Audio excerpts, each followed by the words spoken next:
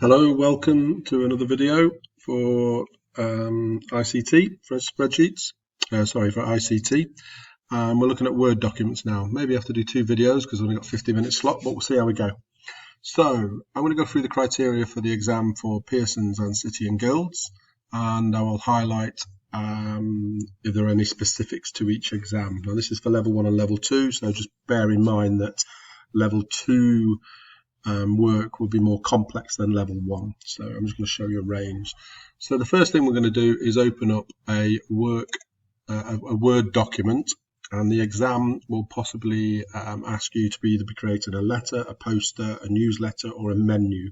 Now we need to think how these are formatted and how they're styled. So there's more white space on a menu. It's more not animated, but it's not as formal as a newsletter or possibly a letter or even a poster. So we just need to be aware of how we're formatting our data and our text on the page. So we're going to open up a Word document. I'm going to go to layout and I'm going to go to size. So at the moment this one is defaulted to A4. I can see the ruler is up and running and everything. Now they will tell you what you need to use and what the orientation is. So is it landscape or portrait? Just follow their instructions. So I do know that sometimes they ask you to create a menu that's all landscaped and in A5. So you would click on A5 and you can see the paper change. We come to orientation up here. And we turn it to landscape if need be, and we're going to go through how to make this 2 columns if it was a menu, etc. So I'm just going to take us back to the A4 page. Now on here, I'm just going to look at the margins that I've got set up. Yeah, I've got them set up as there. So I'm just going to click on this margin so we can see that we can't use any space here and we can't use any space here. So we're literally just using this bit here. Now to further emphasize that, if we go onto the view button, there's a nice tool here. There's the ruler. So if you haven't got your ruler, there's the ruler to click on. And there's the grid lines. If I click the grid lines on, basically this is the usable space that we can actually type into on the page. Now images we could throw up here and all that, but we want to try and keep everything in the grid line so it looks nice and tidy for the exam. Now, if you've got a lot of text and you're thinking to yourself, do you know what, I need to use some of this space here and need more space. Now, we're not going to change the size of the page from A4 to A3, say, or smaller. What we're going to do is try and utilize more of the space on the page.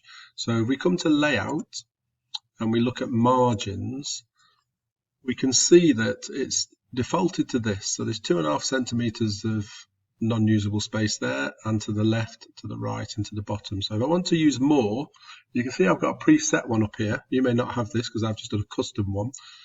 If I show you how to do a custom one, if I click down here, we can amend the top space, the bottom space, the right hand side and left hand side. So you could amend these and bring the space down a bit and it will move this around.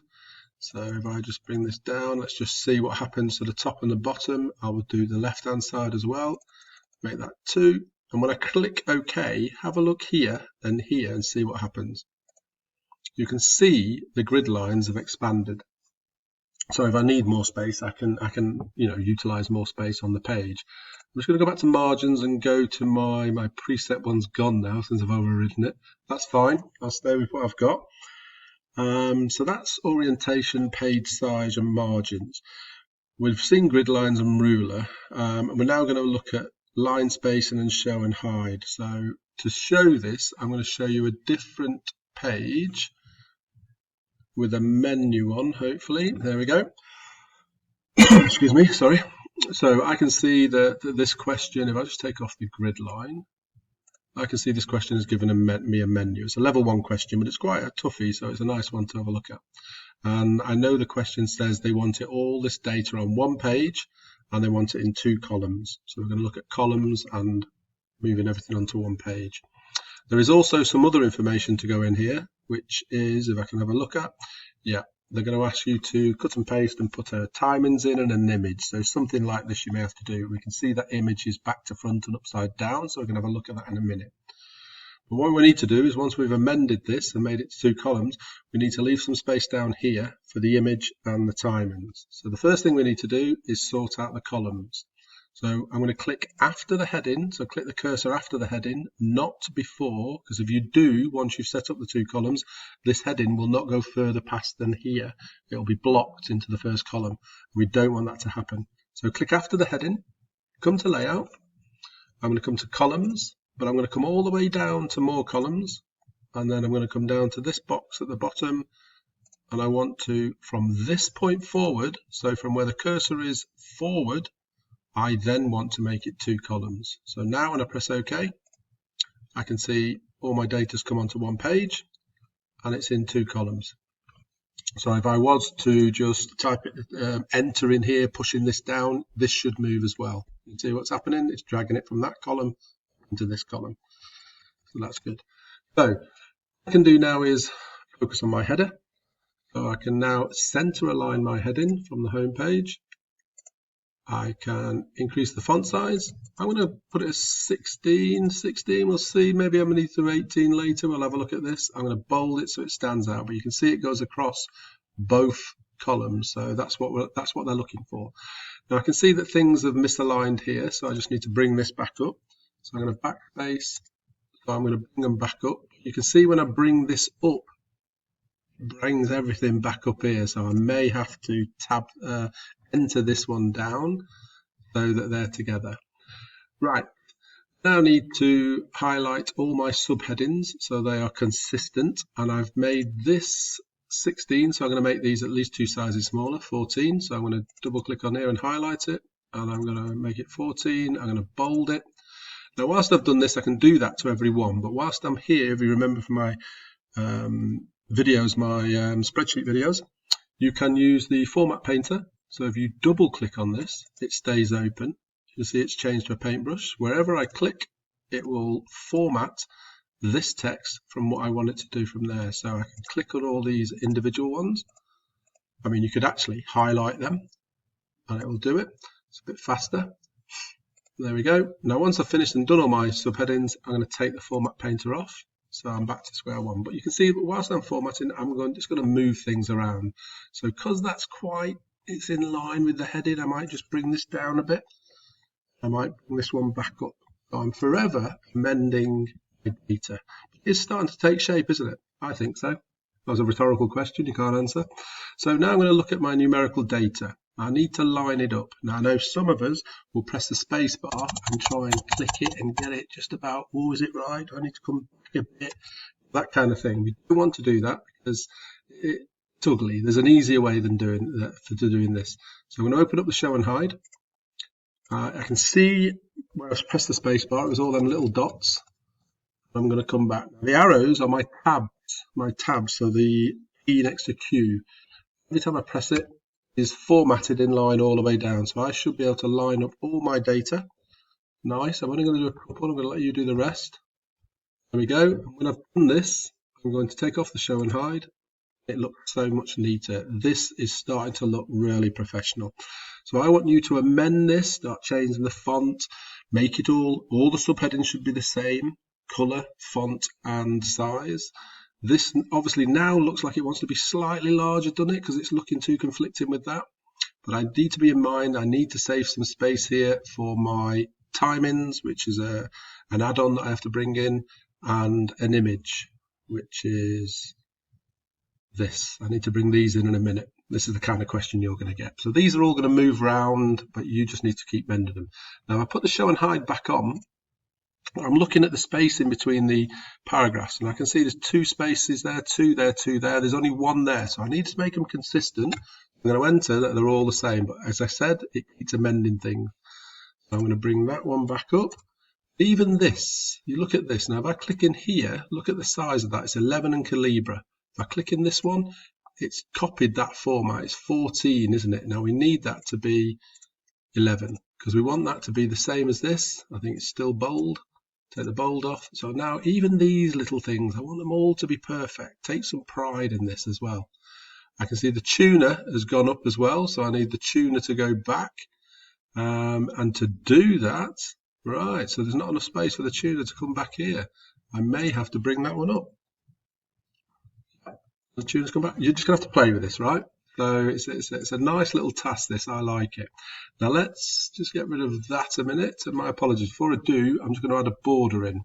So once you've done all this and all the data's in, we're going to add a border. So let's design. I come across to page borders. I'm just going to choose one of these borders. Please have a play with them, but I would suggest just using a box. It is black on the outside. You can see an example of it. You can have the width a bit thicker, but make sure it's appropriate.